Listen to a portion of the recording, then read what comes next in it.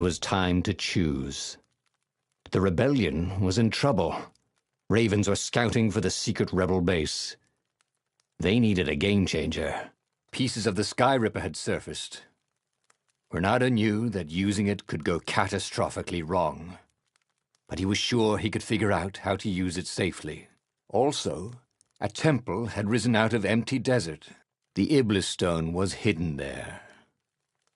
It was a dangerous artifact. It could corrupt its user into a bloodthirsty monster. Maybe he could find a way to use it, to take its power without surrendering to its wickedness. And also, his old friend Lapino needed rescuing. Of course, Renato had a pretty strong suspicion that Lapino had betrayed the rebellion, and he had a gut feeling that he needed to use that to his advantage. The island was windswept desert. No one went there except ostriches and ostrich hunters. The Iblis stone. It would whisper promises in his ear, offer him power for blood. But this time, Renato was sure he could master it. And so, Renato went ostrich hunting.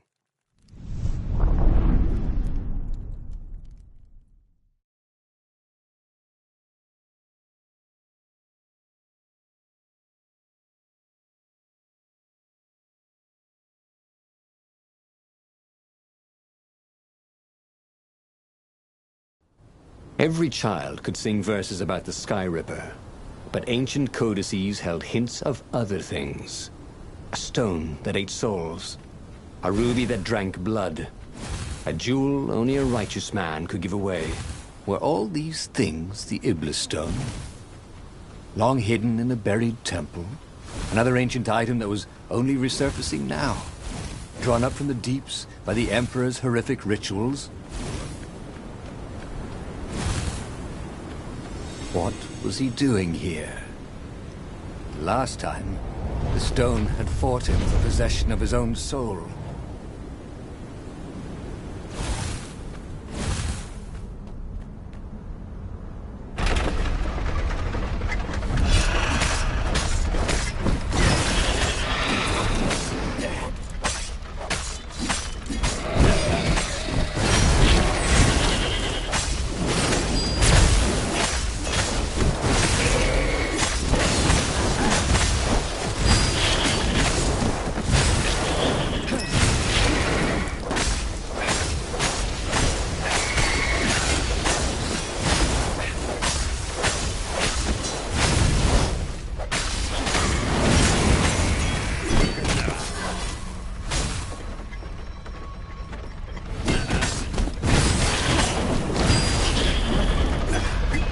Ravens were already here, cawing in frustration. They were still searching for a way in. Good. Then he hadn't come too late.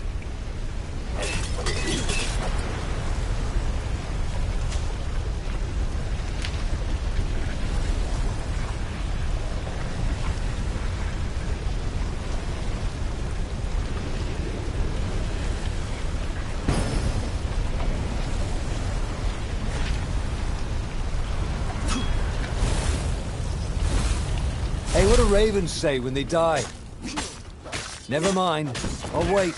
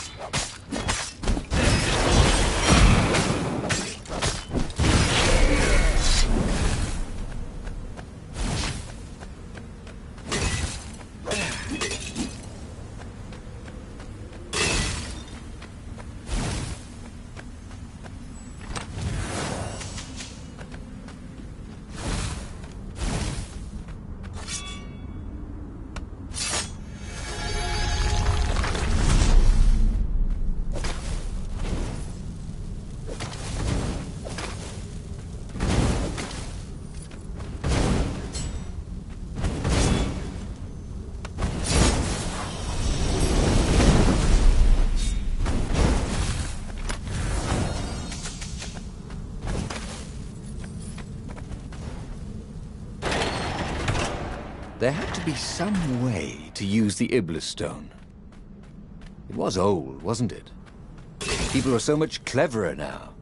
And Renato was pretty sure he was cleverer than most people.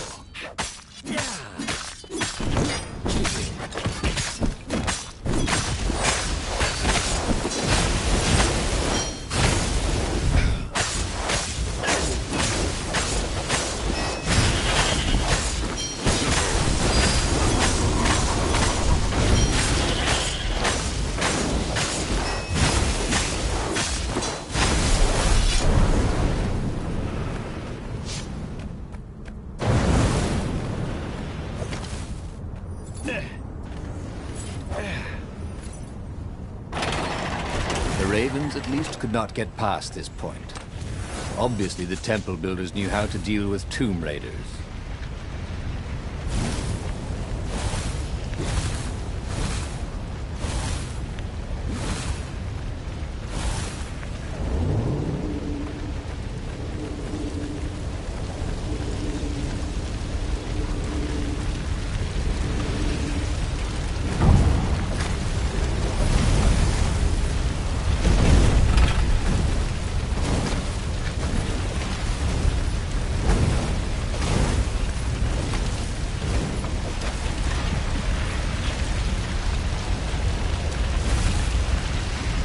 It was a stone of the purest blackness. It reflected no light, like a void made solid. Nervous, he picked it up. I can make you mighty. Who said that? Give me blood. It was the stone. Eager, thirsty.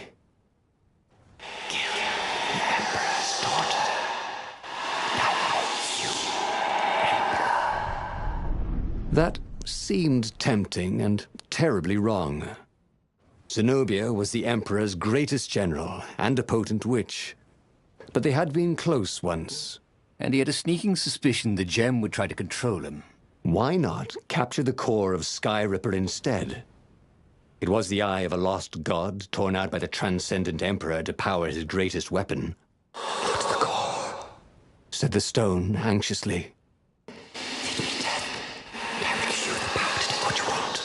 But even though Renato knew how evil the gem was, he had a clever plan for dealing with it. Why was he listening to a talking rock? But the rock had a point. If the stone could truly turn him into a powerful warrior, he could defeat the Emperor with the very weapon the wicked old toad had sought for himself. To be a hero, you had to sacrifice old friends sometimes. Especially when they've become enemies.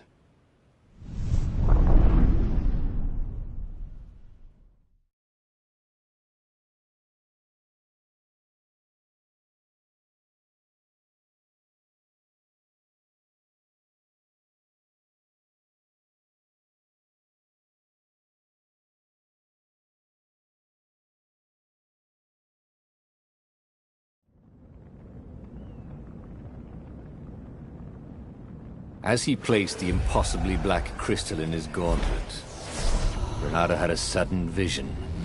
Charred fields covered in dead ravens below a black sun. Was it the time of the lost gods before the transcendent Emperor?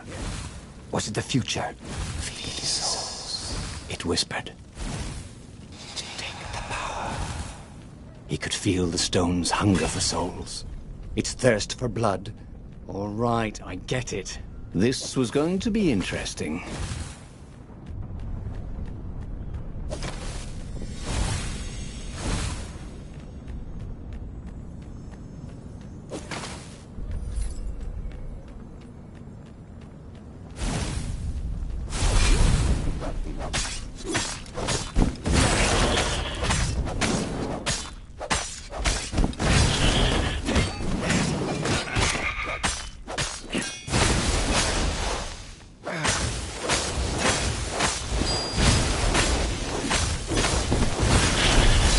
The ravens on Zenobia's island were no match for Renato. They screamed as the stones sucked out their souls. And with each death, he felt stronger. Take the power. The stone told him. He couldn't do worse with Zenobia than he'd done with the core, could he?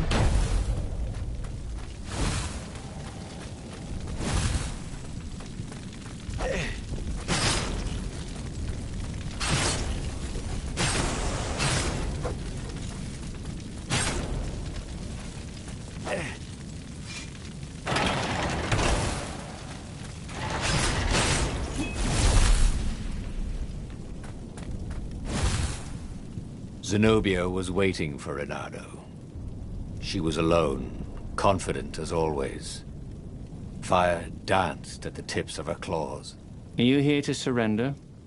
She seemed as cocksure as he felt. But she didn't know he had the stone. And I've missed you too, love. He chuckled. She spotted the stone and bolted without another word.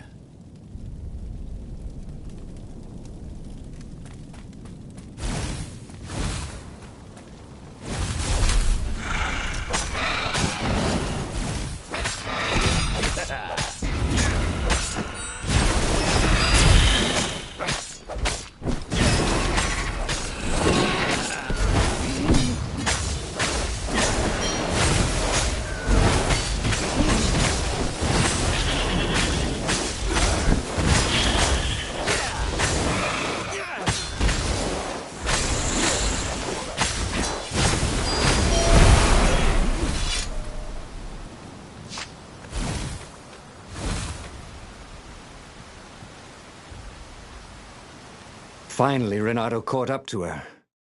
He had never seen her scared before. At school, she'd been the determined, brave one. Now her eyes were wide, frightened. He didn't like seeing her this way. "Kill her," whispered the stone. "You cannot win your rebellion without it. Please." "No," said Zenobia. "Not that way." Oh, they had been so close once. Could he really feed her soul to his demonic gem? But if he spared her, he would not get the full power of the stone. Oh, how could he be the hero he wanted to be? Renato hesitated. Zenobia was his greatest enemy. She was the Emperor's daughter and his greatest general, and the single person Renato least wanted to remove from this world, especially that way. She was holding her arms out before her, hands fluttering, fending him off with hopeless urgency. Nope, she was weaving a spell. He couldn't move. "This thing is evil," she said.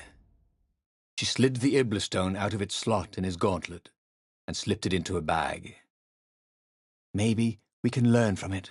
She eyed him with a strange, wry, apologetic look. "I missed you too." And before he could move again, she was gone. Learn from the Iblastone? What did that mean? Would she take it to the palace or to the observatory on the Nexus? If she thought it was evil, she wouldn't want it in the palace. And, after all, it was evil, wasn't it? Maybe I can outrace her to the observatory, thought Renato. Cats can run faster, but foxes can run longer.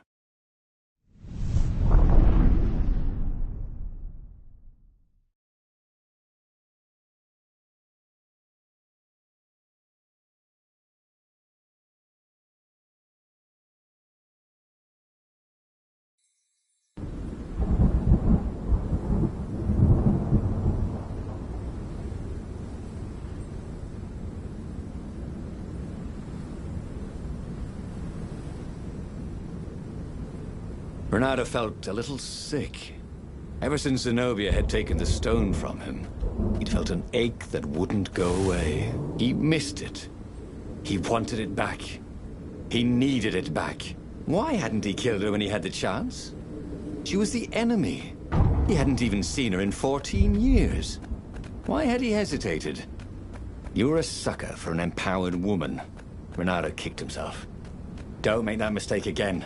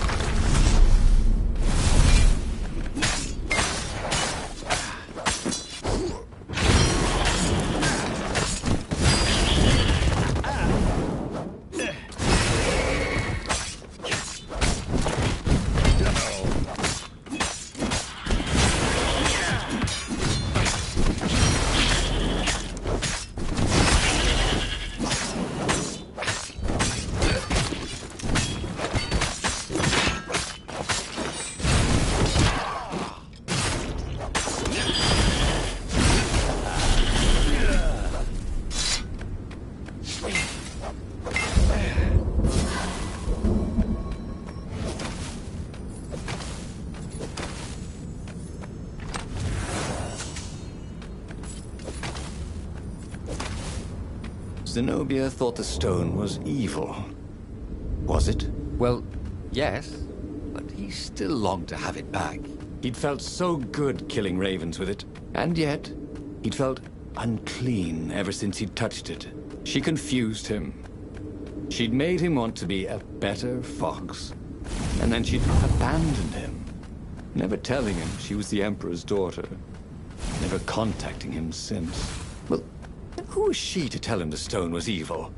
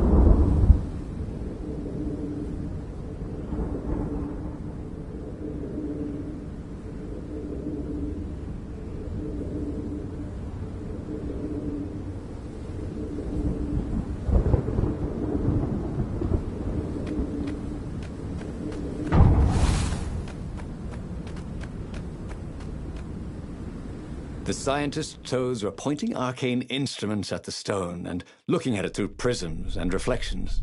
"Mine," said Reynardo as he took back the stone. "Well, we need it for science," croaked the toads. So he killed them. He felt better immediately. Smarter, too. "I thought you'd never come for me," whispered the stone. Then, a far-speaker toad croaked in something like Zenobia's voice. "Reynardo, leave the stone with the toads. It will swallow your soul. You'll kill everyone you love." That did seem vaguely familiar, but Reynardo had an army to lead, an empire to bring down. "I know you can fight this thing," Zenobia continued in the far-speaker's croak. "You let me live. You know how evil it is. It will destroy you, Reynardo. It will destroy everything you love." He had tried to convince himself that this time he would control the Iblis stone. But he could feel his will becoming brittle. She was right. He would get rid of it. Right? Now. Or now. He didn't really want to. I know.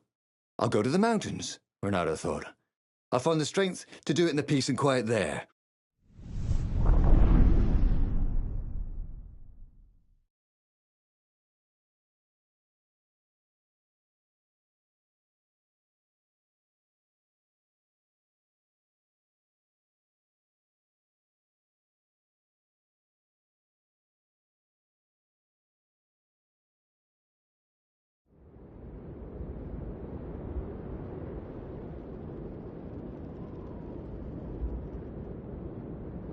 As the Farfarer landed at the foot of the mountains, Reynardo was surprised to find Lapino there. "What are you doing here?"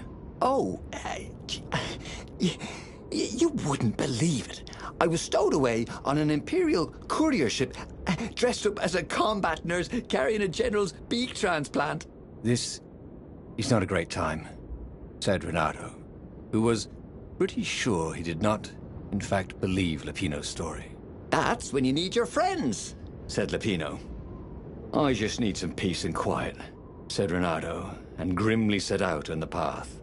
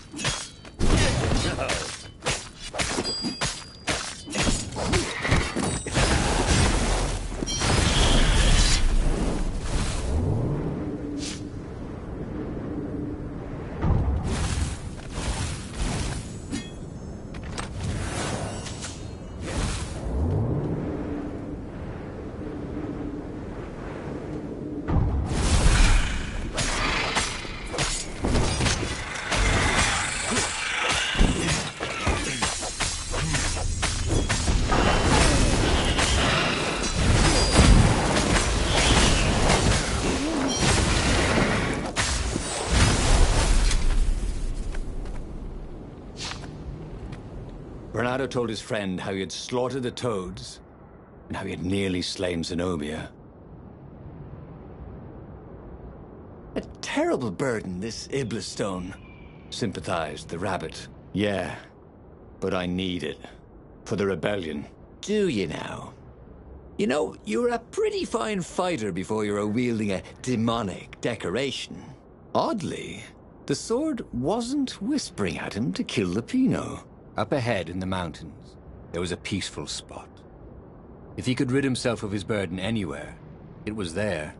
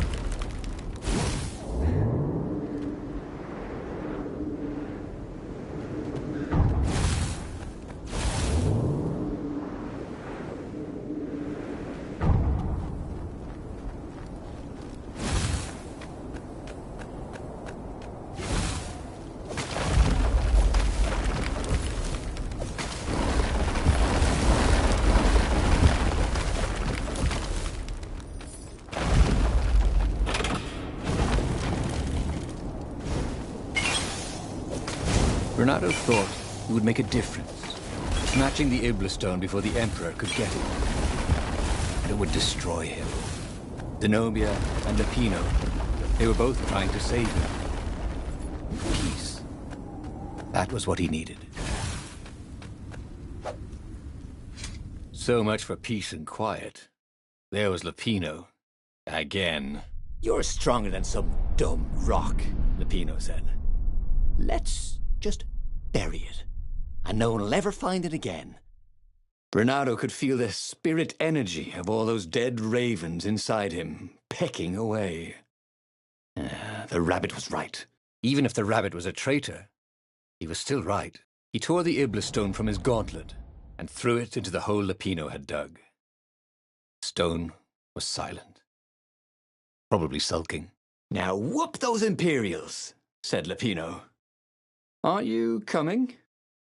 No, I can't come with you. It's my old injury, you know. Recently, it's been acting up terrible. I'd be no use to you at all. So Renato boarded the Farfarer alone. Renato felt lonely on board the Farfarer. How could his old friend Lupino, miraculously escaped from the Empire, leave him to face the final battle alone? Well, he'd abandoned Lupino before, hadn't he? It was only fair. And, of course, he felt lonely. He'd given up the Iblis stone and all the souls he fed it. Of course he felt alone. But he had done the right thing. It had been hard to do, but there was no better feeling than that.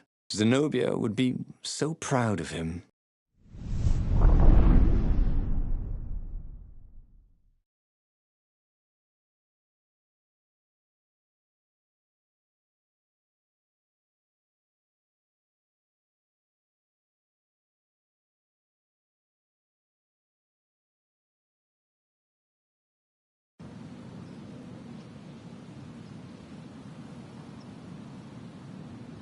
The battle, alas, was not going well. He no longer had the stone, and he'd never gotten the core. Lapino wasn't with him, and he was up against Zenobia, out there somewhere, maneuvering the Emperor's forces.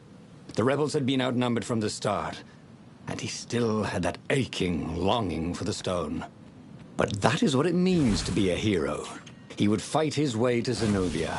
He would show her what he was capable of. Just him, with no diabolic accoutrements. He would win, no matter the odds.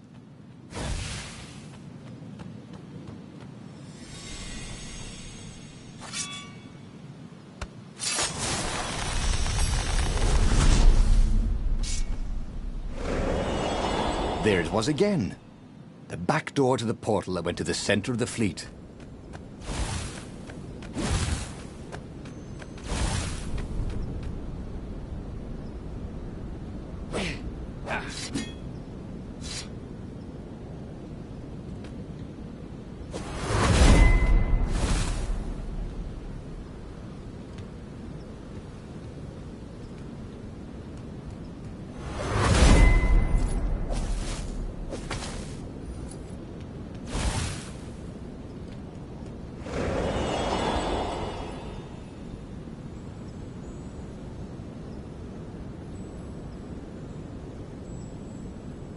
Yes, that was it. Pirouette, slash, parry, dodge. Renato had never done such good work in a fight. He wished the poets were along to sing of his exploits for his old age. Maybe he wouldn't have to kill Zenobia. Maybe he could defeat her and take her prisoner. Then he could turn the tide against the Emperor. If she wasn't crowned princess, once this was all over, she'd have more time for him, right?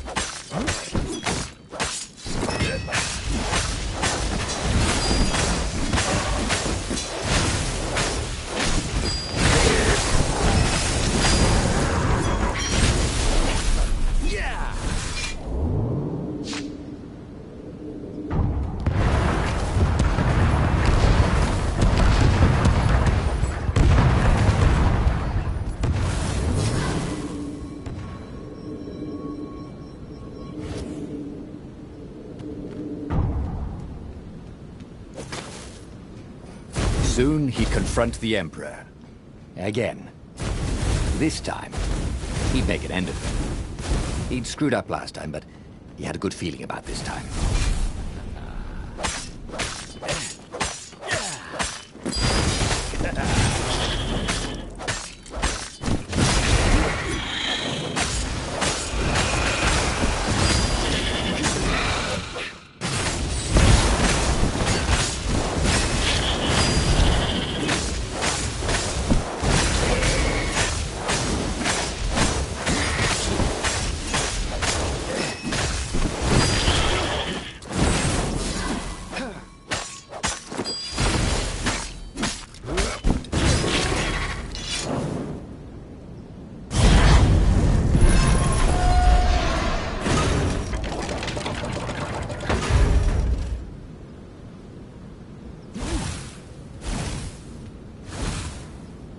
By some miracle, Renato fought his way to the Emperor's ship.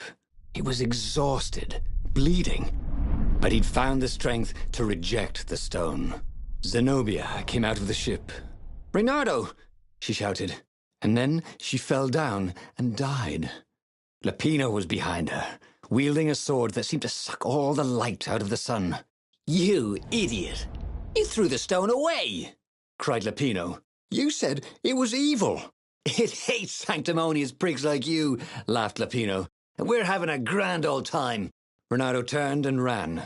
But no matter where he ran, Lapino jumped in front of him until Renato was cornered. "That boy could hop.